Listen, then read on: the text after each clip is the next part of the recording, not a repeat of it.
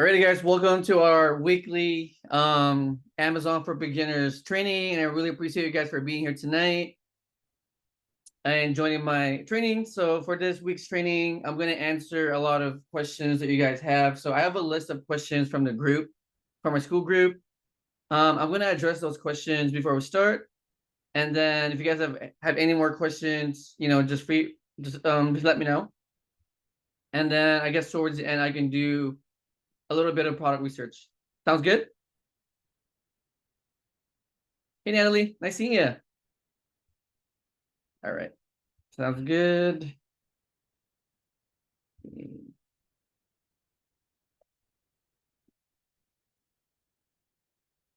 I guess able to see the screen? Do you guys see it? Let's see. You guys can see it, right? The screen? Just making sure. Okay. Cool. Okay. Okay, so here are the questions from the group, right? So I just basically just went through all the questions here in their group, and I put them on one sheet, and that way it's just organized. So I'm just gonna go down the list, and then if you guys have more questions about anything, you let me know in the chat, or you can unmute yourself, right? So here's the first question in the group. So I'm not sure who asked this, but has a lot of the softwares changed, or are you still using the same resources? So, man, I started selling on Amazon in 2020. So it's been close to 4 years. So yes, the software's changed, but to keep it simple, I'm using SellerAmp, Keepa, and IP Alert right now as my main software. So I use SellerAmp and Keepa for my product research, and I use IP Alert to protect myself from possible IP complaints. So IP is intellectual property complaints. So sometimes certain brands are not allowed to be sold on Amazon. So I use this software to catch those products or catch those brands. So second question is, hey, Louis, what's a complete process of product research? So I just pulled up 4 different products here. So I'm going to do it later.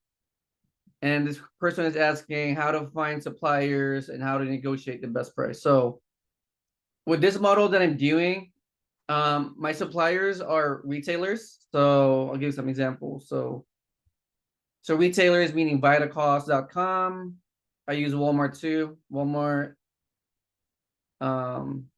This website, I use Home Depot. I use smaller like online stores. I use like bigger ones too, like Lowe's, Target. So I use different retailers as my suppliers.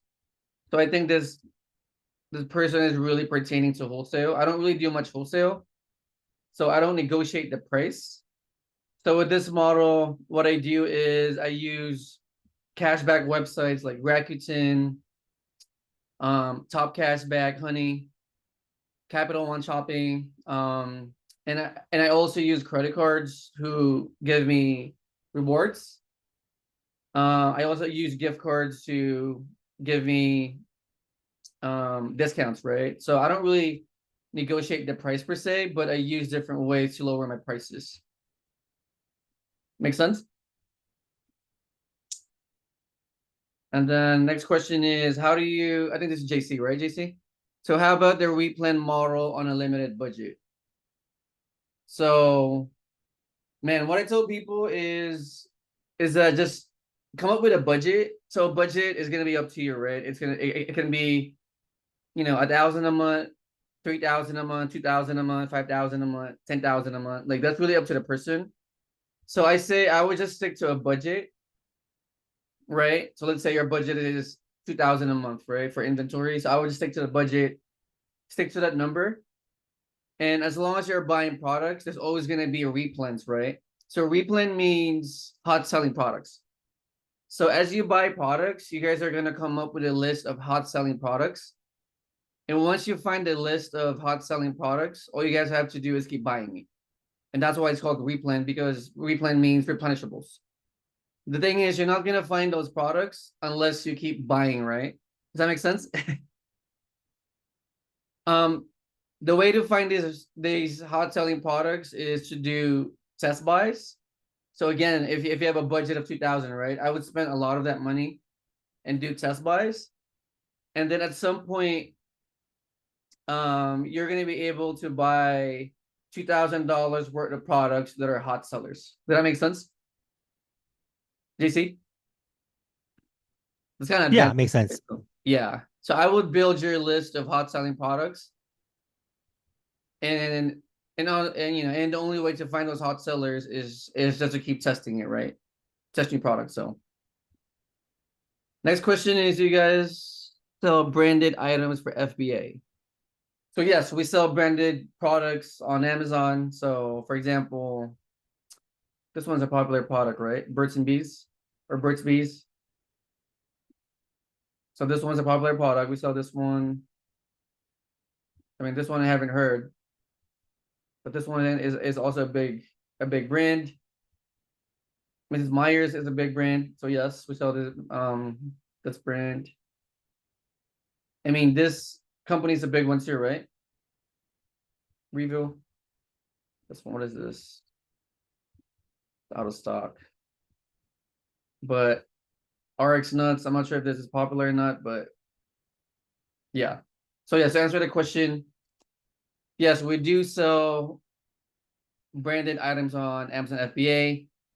So some products you can't really sell as a new seller. So for example, Nike, Adidas, Legos are the top popular brands that people sell on Amazon. So for those products, you need to be ungated, which means you need to provide Amazon with um like receipt of purchase for you to be able to sell the brand.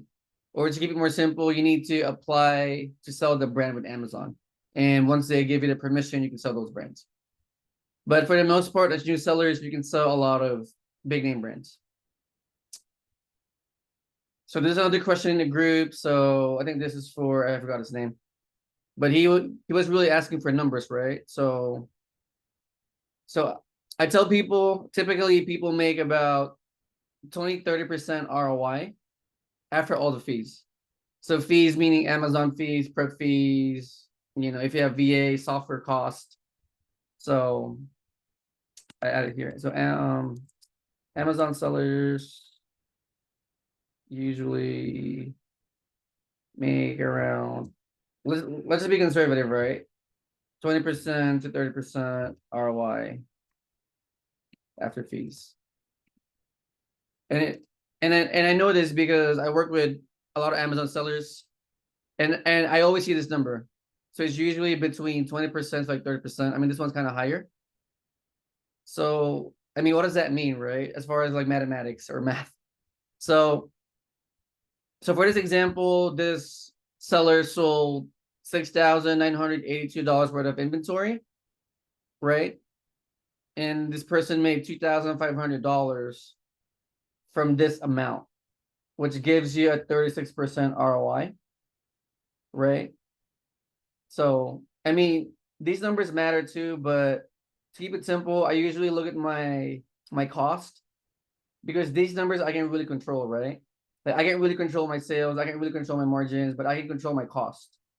So yeah, so the way I look at it is I set a monthly budget, and then I know I know based on data that I'm gonna make 20-30% ROI, right? So let's say in January I spent $10,000, right, in inventory. So I just know in my mind that when my products sell out, I would be making 20-30% ROI, which is $2,000 to $3,000 profit. Make sense? Hey Lou, can I ask a question on that? What's up, Jerry? I see Hey, you, bro. I said maybe I'm missing a spot here, but I'm Uh-huh. looking at the revenue, the profit, and the cost. I'm like, Mhm. okay, the math ain't math, and there's some numbers I'm missing Okay. because the cost is 69, but the revenue is 13. So where's the other? Mm. Oh, you mean the Uh, fees? is that what it is? Because the profit is 25, so I'm like, shouldn't there be another 3,000 in there somewhere? Right.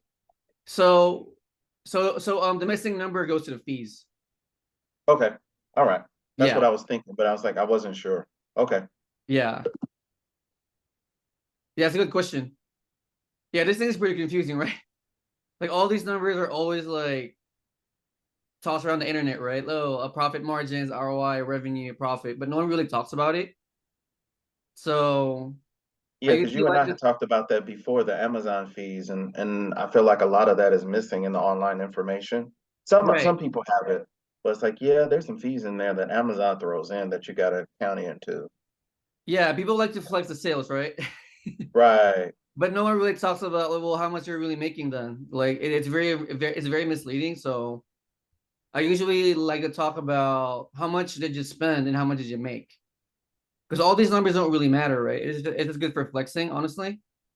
right, At the end of the day, it doesn't pay your bills. So I usually just look at this number, the cost, meaning my monthly budget. And then I like ROI because it's pretty predictable.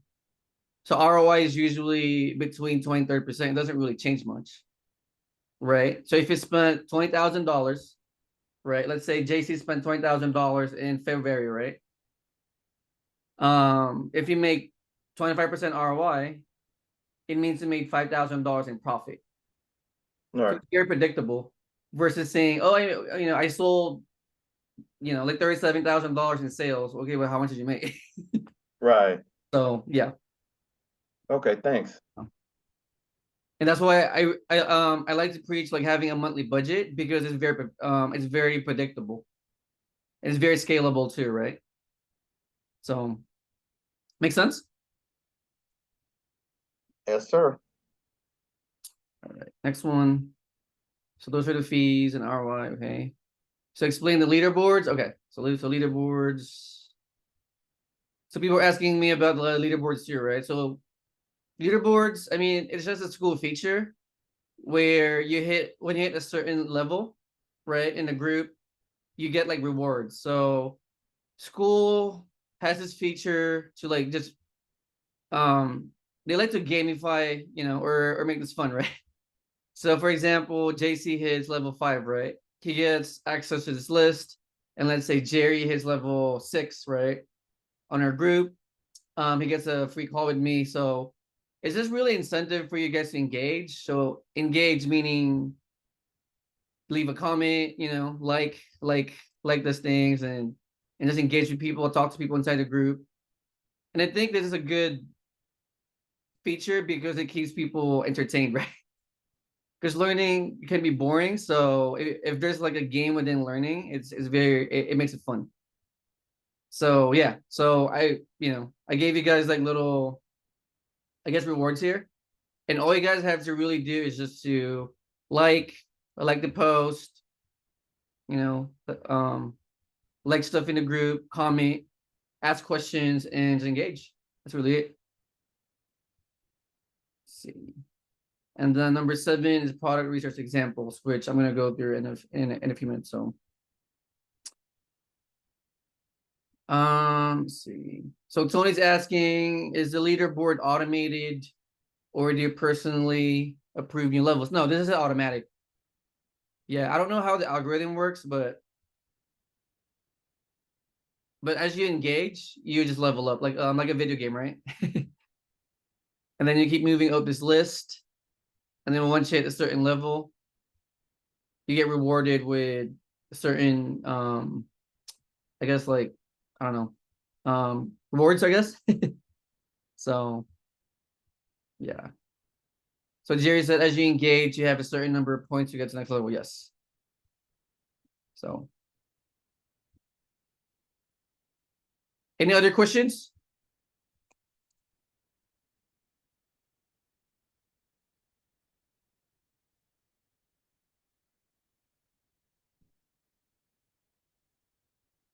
No questions, guys?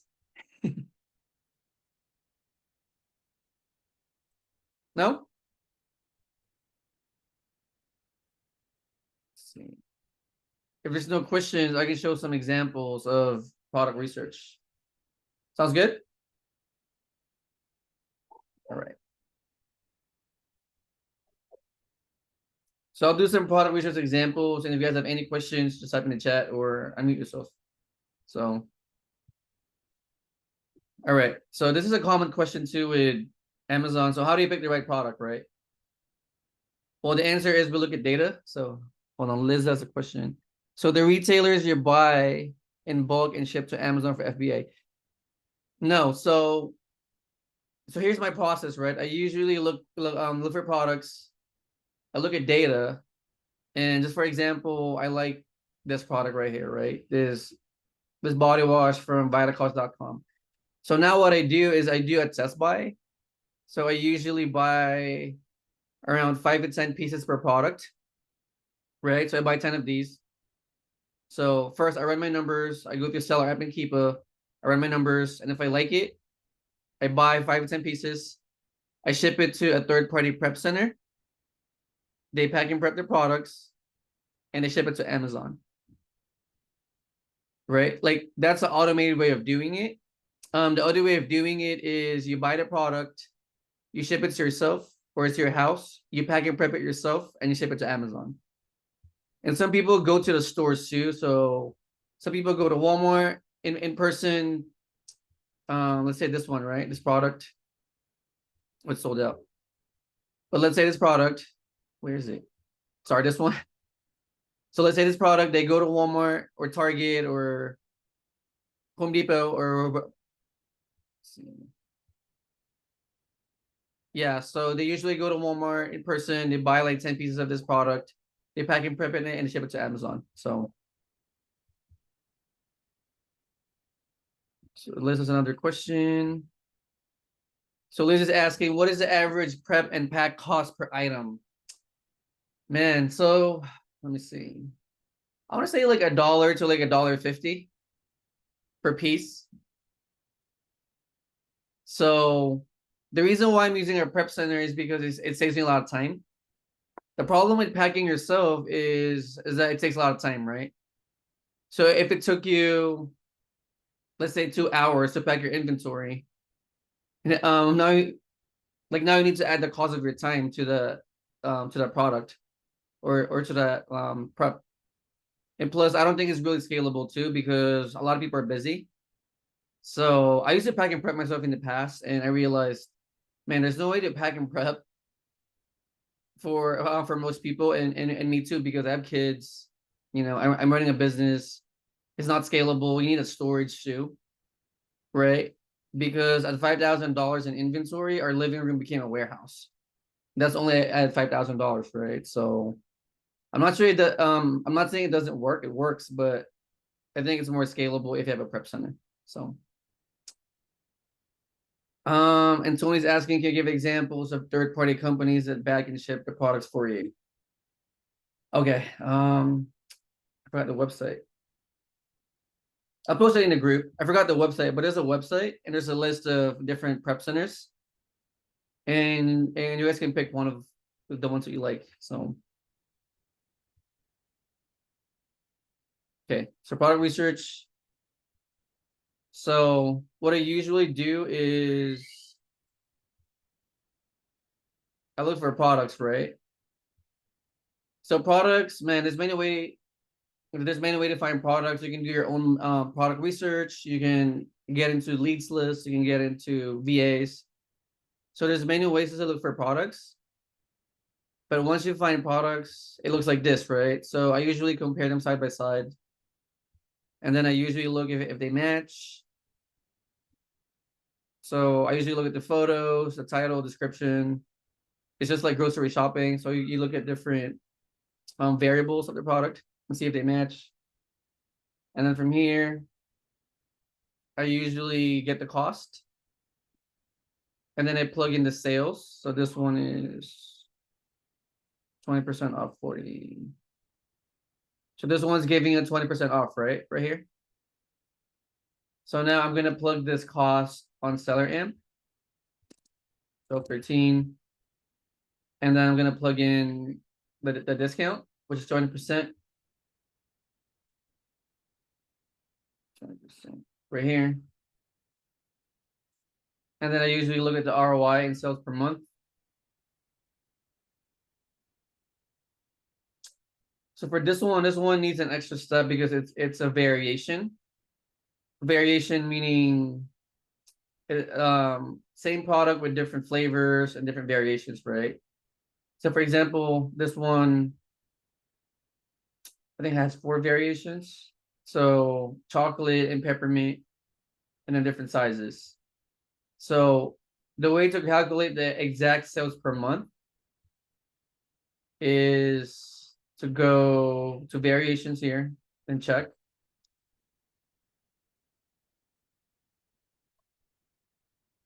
So this one is saying this variation is getting 100% of the sales, right? So That's new, isn't meaning, it, Lou? yeah. I So thought so. meaning this product is getting 1,000 and like 900 sales a month. And then from here, we usually look at other sellers. Looks good. It looks really good actually. It's making me suspicious. Um, and then I usually look at the Keepa chart.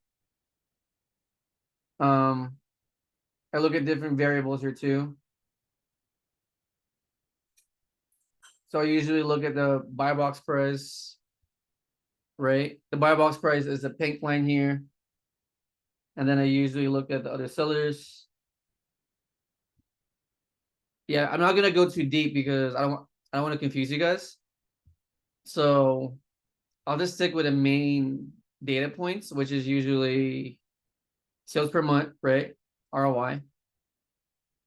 So this product, if you buy it, right, it's gonna give you a 47% ROI.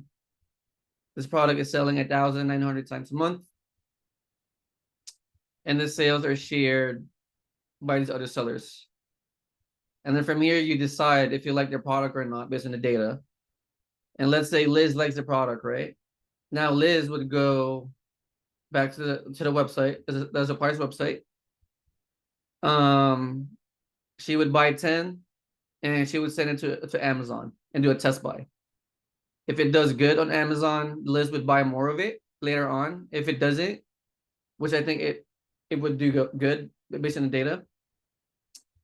If it does good, you buy more. If not, you just leave it there. Right? Make sense? Let's see. Hey, Lewis, Who's that? Hey, bro. did you ever get website that Mhm. did you ever get website that restrict you to quantity that you can buy? Because a lot of time after I buy for a while, a lot of website will restrict me. Mm, Um, like especially on popular retail sites. yeah, it happens. Yeah. You mean like when you like rebuy it, right? Yeah, like the first time I'll buy like testing out like maybe I'll buy 8 units or something like that, and then I find out a good item. The next time I'm like, okay, I need 40, and they're like, no, you cannot buy 40. So there's so many tricks you can do. Like you can do Mm, VPNs, you can change address, get a new email account and stuff like that. But it just seems like I got to go around it, and that's the reason why I kind of stopped doing the retail mm, arbitrage, just because it's so tedious. I got to go here and there. I mean, it's great to make money, but it's so much, like so many blocks you got to go through. yeah. Um, like the way I deal with it is if I can order it, I just move on to the next product. Yeah, Yeah. So I usually go for the low hanging fruits, sure. and just buy what I can. That's easy to buy. If it's giving me so much trouble, I just skip it. Yeah. So I usually play the numbers game. I just get like a lot of leads from my VAs. I pick the best ones that I like from the list, and I just buy away. Hmm. Yeah. Did you ever do you ever what was my question? Shit. It's all good. Yeah, sorry.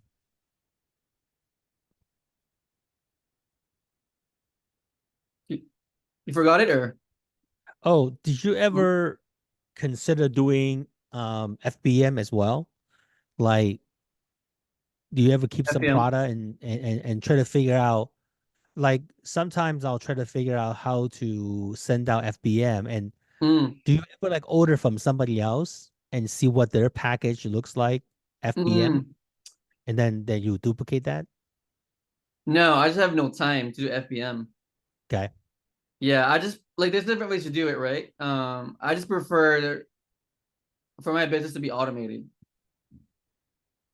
Yeah, Well, yeah. I mean, I'm trying to get there, but you have to make sure you get the income to get there because I got to yeah. make sure I have enough ASIN to support that. I mean, I would Mm, love to get a VA. I would love to get a prep center, but I got to make sure I got to get enough ASINs and get enough profit mm, margin to support that, right? So yeah, to make sure that the prep center costs can be recouped. right. Yeah, I mean FBM is a good safe way to like test products. Yeah. If you have that time to go to the post office, you can. Right, right. And Yeah. also I can if I ship out just once a day, I just ship out in the morning. But also it's like if I don't sell it, I can always return it, you Yeah. know, because I have the inventory at home. So it's a good way to test it. Once I test it, and I can say, okay, then I'm going to start doing FBA. Maybe I'll ship to prep centers. You have a list of prep centers, right? Yeah. There's a Okay. website. Yeah. I'll post it in the group. Okay, cool. Yeah. I can't remember right now. I think Prep Yeah, Center. yeah, yeah. Yeah. So yeah. I mean, if you can handle FBM, you can. It's a good way to test products for sure. Yeah, and that way you can see the product physically, right? Mm-hmm. Mm-hmm. So yeah. But if you're doing FBM, you wouldn't have prep center costs because you're fulfilling it yourself and sending it to Amazon. Right. Right. Yeah, It's so just the for cost testing. would be, yeah.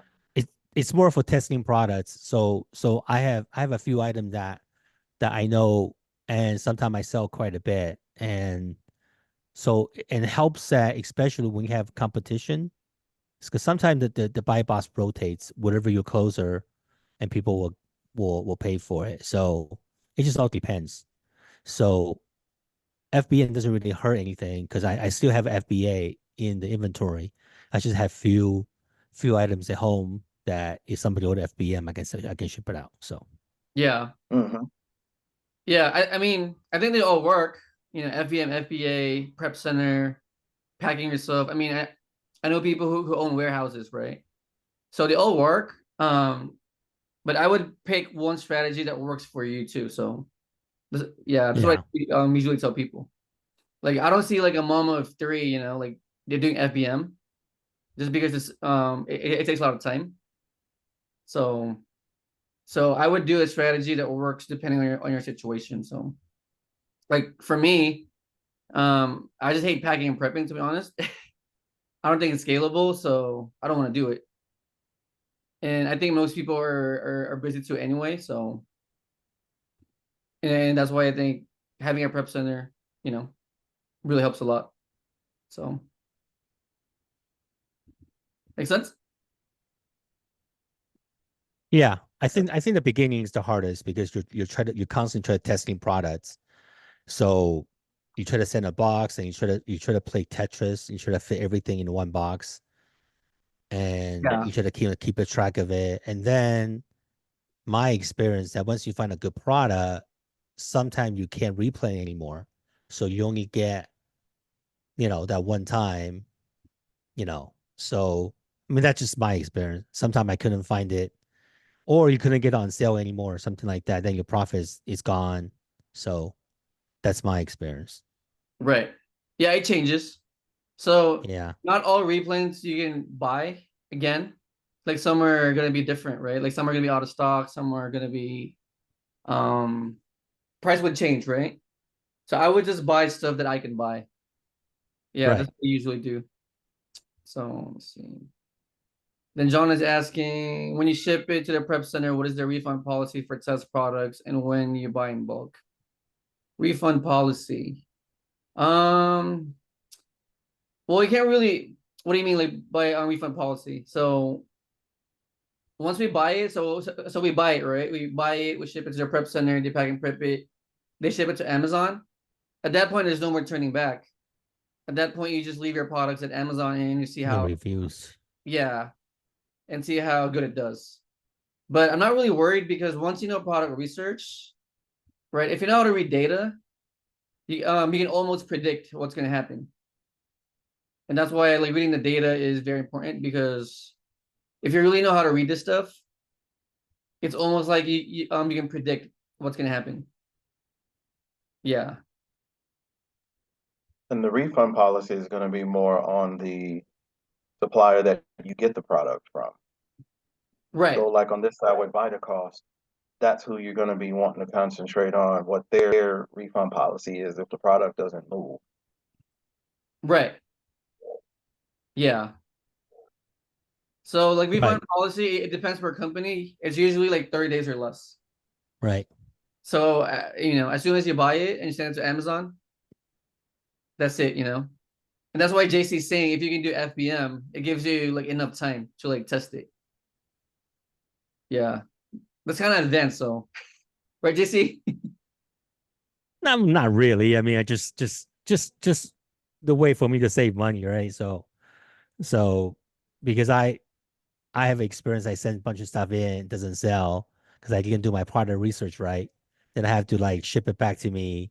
Then I had to figure out how to like return it, get a refund, or sell them on eBay really cheap to recoup my costs and stuff like that. So I figure, if I find some items, I can test them out, send an FBM.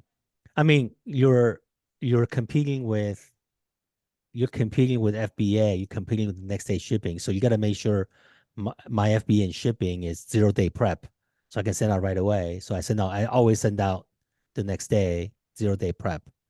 Right. So, and try to make the price compatible. So, because I can figure out the mailing cost. That's the biggest thing for me. If I send FBM, what's the mailing cost, right? Because Yeah. not everything is suitable for FBM. So all this thing you got to think ahead of time before you like, okay, let me try FBM. Yeah. One of the advantage of FBA is like you don't have to worry about the shipping costs and stuff. So Yeah. Yeah, and everything has a cost too, because your time has a cost too, right?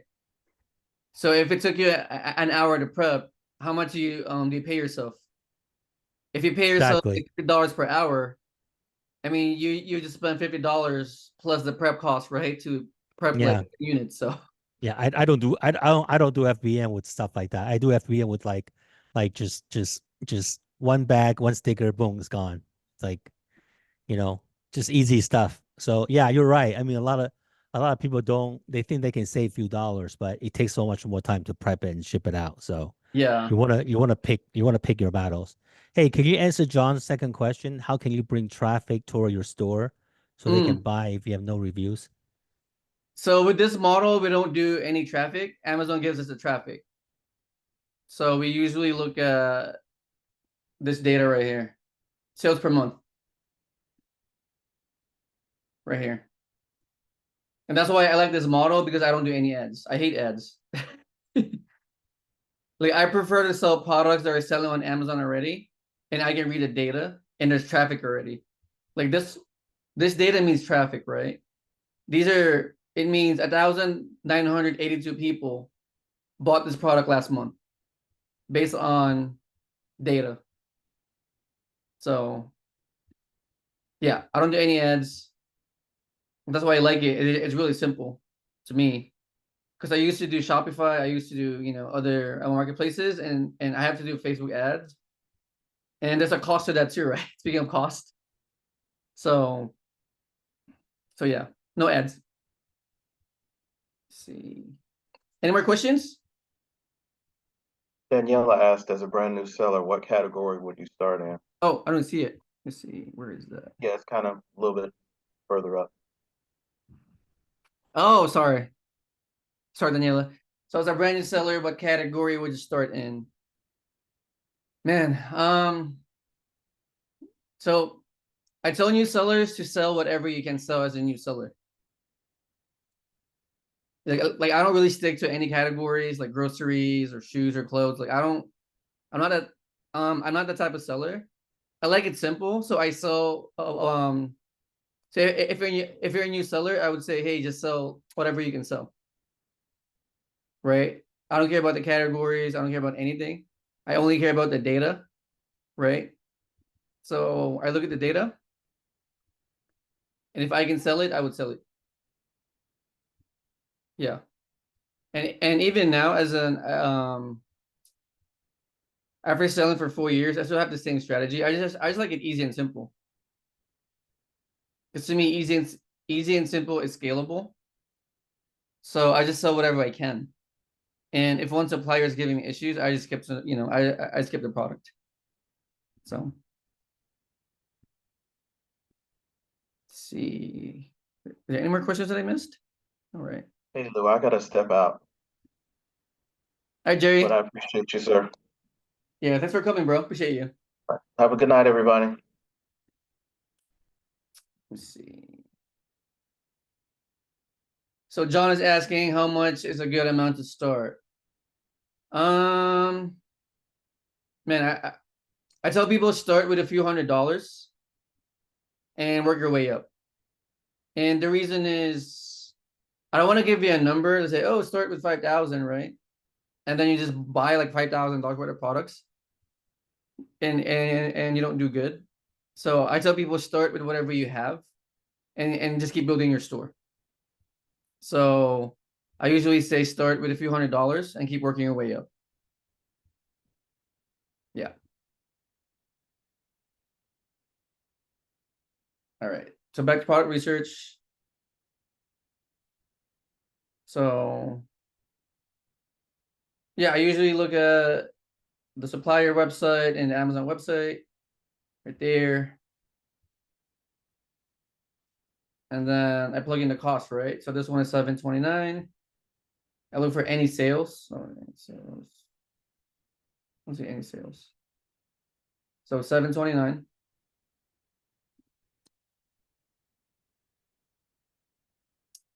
And this one is giving me a 40% ROI, 157 sales a month. This one is a variation. It says V right there. So I would look for the exact sales per month of this variation. So again, I go down to variation. I pick the variation, which is this one. Then click check. So this variation is selling, it's taking 32% of the sales. So we're gonna do a little math, right? So 157 sales a month times 32%. So this exact variation is selling at 50 times a month. It's giving me 40% ROI. So now I look at other sellers. And then I decide, so can I share 50 sales a month with these two other sellers who has this much in inventory? Make sense? So I usually look at supply and demand, right? So again, the product is selling at 50 times a month. Now I ask myself, am I going to be able to share or do I want to share these sales with these other sellers? And to me, that's a good ratio, right? So 50 sales a month, there's only two sellers with only 3 in inventory. Make sense? And then if you want to go deeper, you can go to the Keepa chart and you can nerd out, honestly, you can nerd out with this. There's so many data here that you can look at, but I'm going to keep this like very beginner friendly. So the main data points that I like to look at, I plug in the cost, I plug in the Amazon price.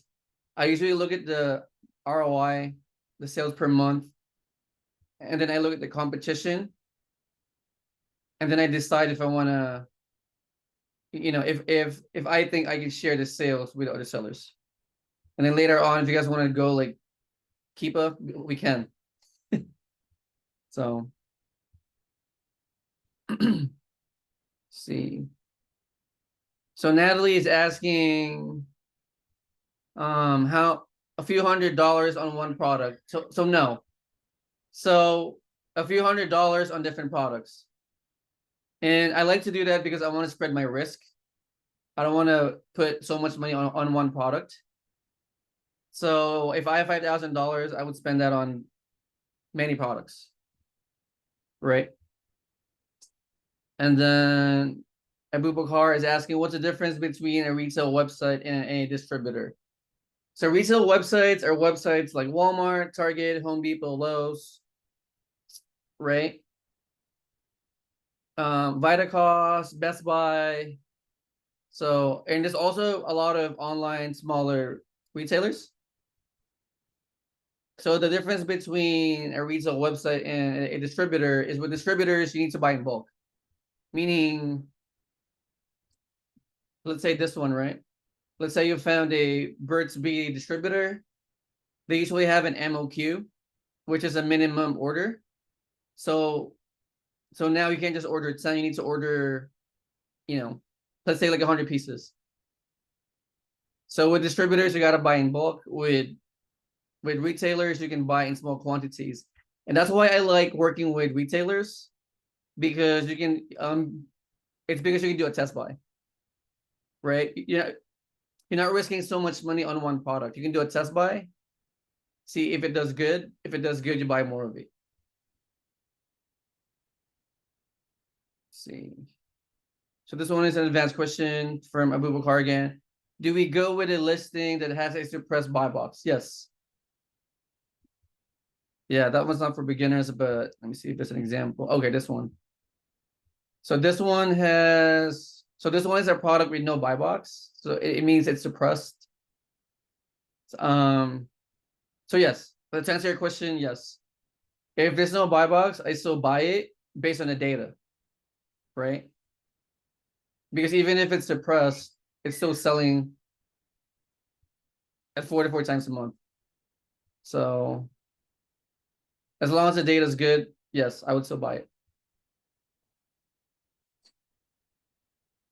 My baby's screaming outside.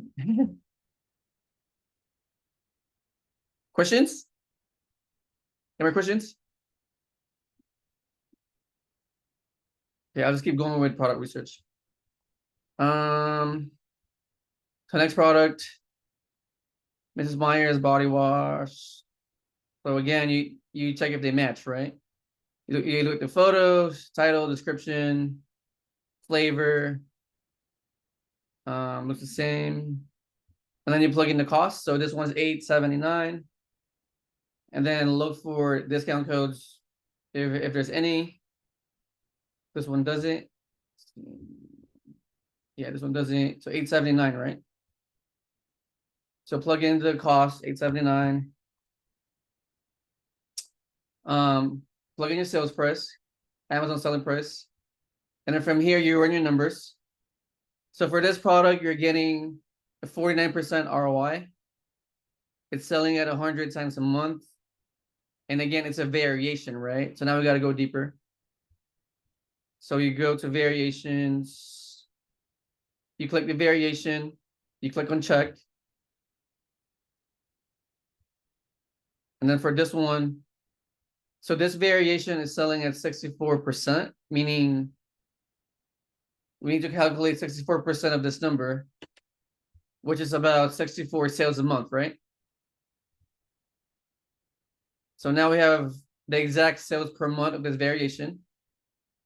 So now you go down below and look at the competition and decide, hey, do I really want to say share 64 sales a month with these other sellers with this much inventory? Would you guys do it? So 64 sales a month shared with these other sellers with this much inventory. Do you guys like that ratio? Would you guys buy it? That was so cute. Let's see the chat. So Feruza say yes. Right? Yeah, I agree. It's Abu Bakar says yes. I agree. Right? It's a good ratio. So 64 sales a month shared by 4 sellers with this much inventory. Right? I think it's a pretty good ratio. And then Keepa. Yeah, Keepa's good. Let's see the chat. So Abu Bakar said it's less Competitive listing. Yes, I agree. So Liz is asking, are you paying sales tax on these retail items? I'm not, because I'm using a tax-free prep center. So I'm not paying any sales tax. It's amazing, right? So Abubakar is saying, can we do FBA or FBM? What do you mean exactly? So I mean, you can do FBA or FBA. It's gonna be up to you, right? If you want to do FBM, you can. If you want to do FBA, you do FBA. So FBA means fulfilled by Amazon, meaning you send their products to Amazon. Amazon fulfills the products for you, right? FBM means fulfilled by merchant, which means the merchant, meaning you're gonna have to fulfill the order. So I usually do FBA because I like it automated. So man, I don't want to spend a lot of time on my business. Like I'm really heavy on freedom. I got kids. I like to travel. You know what I mean? I just saw Alejo last night. We were hanging out.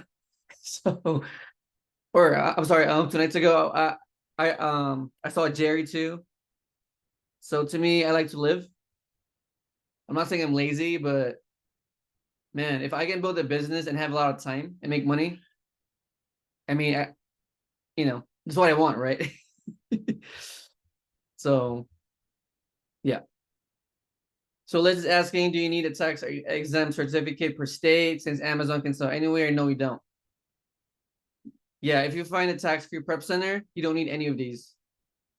Yeah, these are information that YouTubers like to talk about on their YouTube channel, but if you know the right place, it's gonna be so much easier.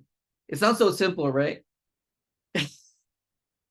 Like honestly, guys, it's so simple that people don't want to believe it because it's so simple. But really, if you build a simple business, it works the best. So Javier is asking, have you ever used BuyBot Pro? No. What is that?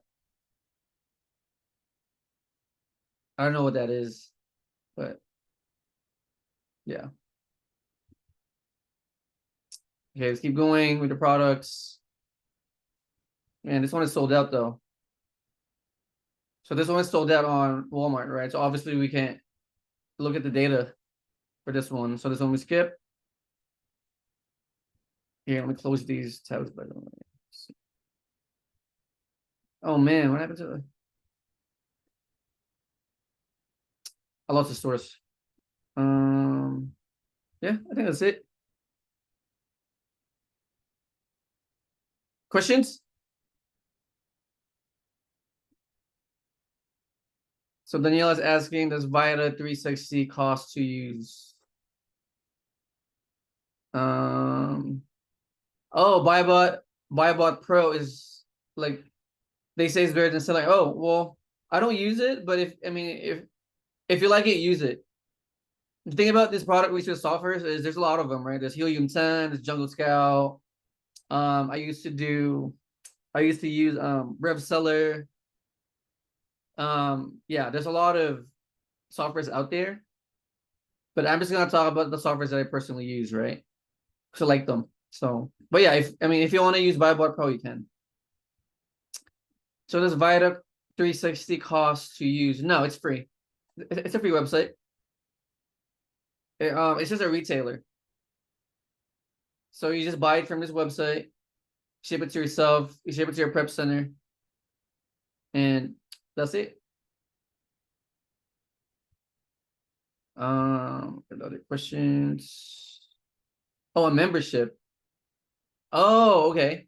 Yeah, some websites have, like you need to have a membership, like Costco, right? Costco, Sam's Club, what's the other one? Webstaurant. Yeah, like some stores have membership plans, but most don't. So if you don't want to pay for membership, there's a lot of like popular websites like Kohl's. Kohl's is a good source. That's free. What else? I can't think right now, but Sephora's good. Yeah, I can go deep with this. You can even go to Rakuten.com, and then you can source from all these websites if you want. I mean, PetSmart is good, Macy's is good, Carter's is good. Let's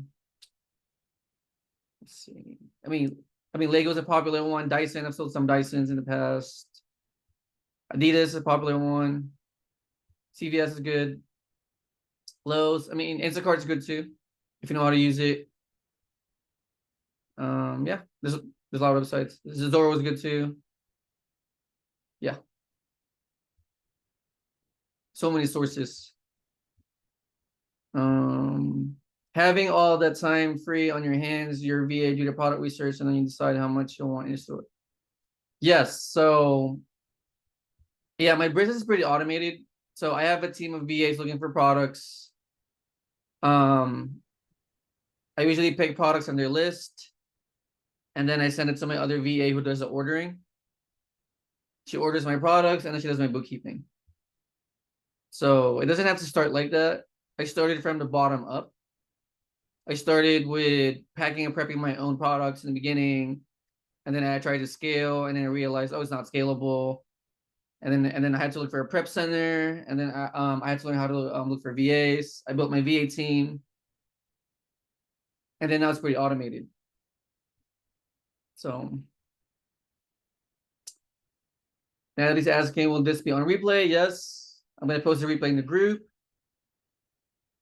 So how much do you have to generate a month to profit on autopilot? I mean, you just gotta run your numbers. So let me see, 5,000 a month, 15. I mean, if you let's see, so at 5,000 a month, you should be generating about 1,000 or 1,500, right? I want to say at least 5,000 a month in spend. You should be able to hire virtual assistants to help you automate stuff. Yeah, I want to say 5,000 is a minimum number based on ROI. So at 5,000, you make about 1,000 to 1,500 to 2,000. Yeah. So I'll say if you have at least 5,000 a month, you can semi-automate your business for sure. And Daniela's asking, I've seen some that cost a membership to shop on there. Yes. So yeah, some websites you got to spend for like a membership fee, and some are free. So if you don't want to, you know, in the beginning, right? Of course, you're not going to spend 100 a month just to shop on a certain website. So I would just skip that website, and I would look for websites that are free, which there's a lot of them, right? You know, PetSmart, Macy's, Target, Kohl's, Carter's. These are all free websites to do product research. You know, Office Depot, Skechers, Crocs, Dyson, Lego. And you can also go to physical stores if you want to, right? And they're all free. You know, you just walk in the store and look for products. So, let's see. I love the questions, by the way, guys. So Liz is asking, what do you spend money on? Oh, well, in the beginning, you don't spend much because it's going to be you running the business, right? And learning it. So software. So Keepa's $20. Seller App is $20. Amazon Seller Central is about $40. So those are the main softwares that you need. How much is that? 40, 20? So $80 a month as a beginner. And then of course, as you scale, you're gonna need more stuff, right? So as you scale, you probably hire your first VA. Your first VA would be $4 per hour. So a part-time VA would be like $350 a month. And as you grow, you're gonna grow your team too, right? So, and prep cost. So prep cost is usually about $1. It's only like $1.50. But I don't, you know, it's a cost, but once you sell that product, it covers it though. So the thing about Seller Amp is that I forgot to tell you guys about this, but so here, right? There's an option here, the settings option.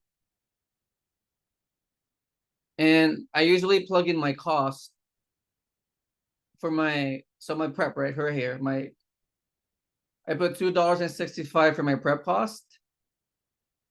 And then this one is 0%. But for people, so let's say you live in California, right? I think so. If you live in California, you're gonna be paying about I think like 10%.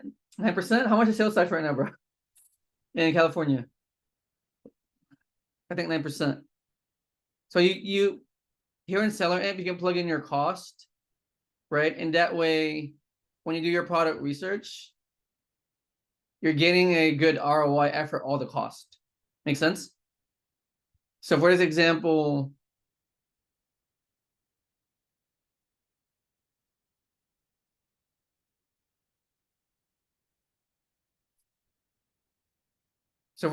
right? So for this example, you're getting an 18% ROI after all the costs. Amazon fees, prep fees, and taxes. Make sense? So before you buy anything, you know the exact numbers already. Make sense? So you plug in your sales tax here, you plug in your prep cost, you plug in all the costs on Seller Amp before you do product research, and that way you're getting a clean ROI. Right? So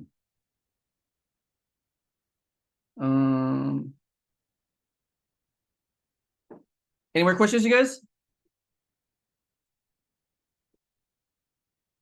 Was that helpful?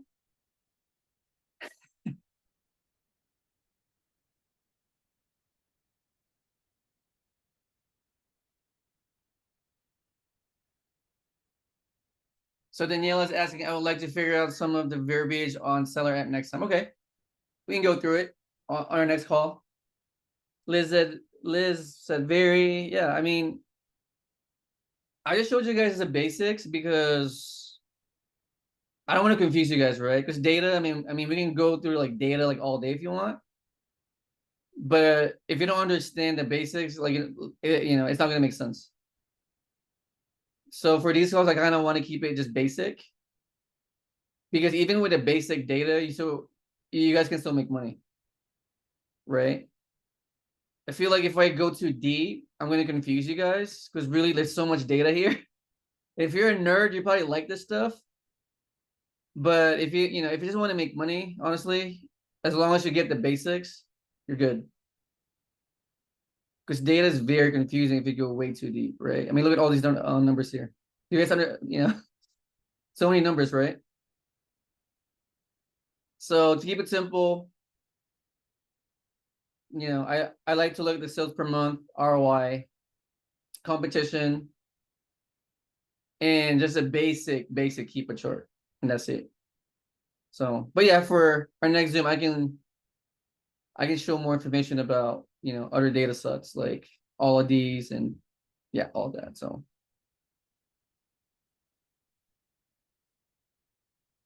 let's see.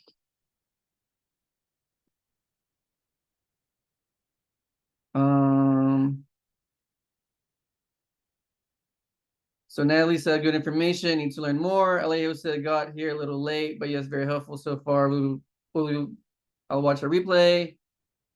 And Daniela said, thank you. Alrighty, guys. We good for tonight?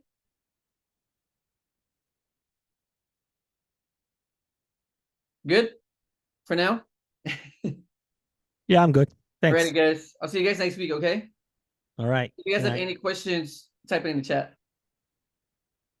I mean, in the chat, I'm sorry, in our school group. So hey, don't forget to share that prep center list. Okay. Cool, Alrighty, man. guys. Thanks. See you guys soon. Thanks. Bye-bye.